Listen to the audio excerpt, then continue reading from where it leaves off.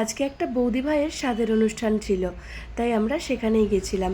আমরা বলতে আমরা তিন মূর্তি, অর্থাৎ আমি, দিয়াদি আর মাম্পিদি। তোমরা পুরো ভিডিওটা দেখো, ওদেরকেও দেখতে পাবে।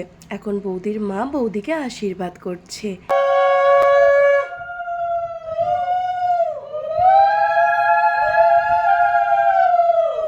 এরপর বৌদিকে বৌদির পিসিমণি আশীর্বাদ করে নিচ্ছে।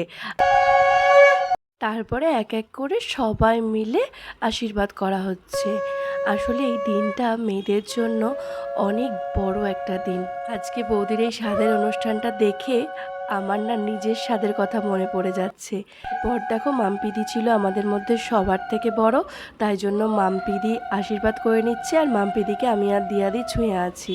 এরপরে নিয়ম ছিল বৌদিকে থালাটা আমরা সবাই মিলে ধরে দেব, তাই আমরা সবাই মিলে বৌদিকে থালাটা ধরে দিয়ে দিলাম। এবার বৌদির খাওয়া দাওয়ার পালা। আসলে অনেক জায়গায় স্বাদের নিয়ম অনেক রকমের হয়ে থাকে, তাই কেউ ব্যক্তিগতভাবে এই জিনিসটাকে নিও না যে আমার ক্ষেত্রে ওরকম হয়েছিল, এর ক্ষেত্রে কেন এরকম হলো না। সেই কথায় আছে না, যত মত তত পথ, ঠিক সেরকমই যত মানুষ তত নিয়ম। তাই আমার খালি মনে হয় যে এই স্বাদের অনুষ্ঠানটা একটা মেয়ের জন্য অনেক বড় একটা দিন, কারণ প্রেগনেন্সির শেষ ধাপে গিয়ে তো এই স্বাদটা হয়ে থাকে। তাই সেখানে অনেক আত্মীয় স্বজন, চেনা পরিচিত সবাই আসে, যে কিনা নতুন মা হতে চলেছে তাকে আশীর্বাদ করা হয়, তার সন্তান যেন ভালো থাকে সেই জন্য প্রার্থনা করা হয়, তাকে একটু আনন্দ দেওয়ার চেষ্টাতেই এত কিছুর আয়োজন করা হয়।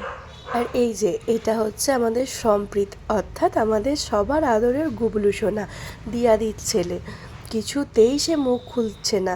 খাবারটা যেহেতু একসাথে মেখে মুখে দেওয়া হয়েছে, তাই সে খাবে না বলে কান্না জুড়ে দিয়েছিল। বাচ্চা মানুষ ওরকম করে দেখলে তো খাবে না, স্বাভাবিক। কিন্তু ননি অর্থাৎ মাম্পিদির মেয়ে খুব শান্তশিষ্ট ধীর স্থির, ওকে বুঝিয়ে শুনিয়ে মুখের মধ্যে খাবারটা দেওয়া হয়েছিল। সে তো মুখে নিয়ে মুখটার অবস্থা কেমন করেছে দেখতেই পেলে। যদিও লাস্টে গুবলু একটুখানি খেয়েছিল। তো দুই ছেলে মেয়েকে খাওয়ানোর পরে আমরাও খেতে বসে গেছিলাম। এই ভিডিওটা এখানেই শেষ করছি। পরের ভিডিওতে খাওয়া দাওয়ার পর্ব নিয়ে অবশ্যই আসবো, তাই সেটা দেখতে হলে আমার পেজটা কিন্তু ফলো করে নিও, এবং এই ভিডিওতে একটা সুন্দর করে কমেন্ট করে যেও। টাটা।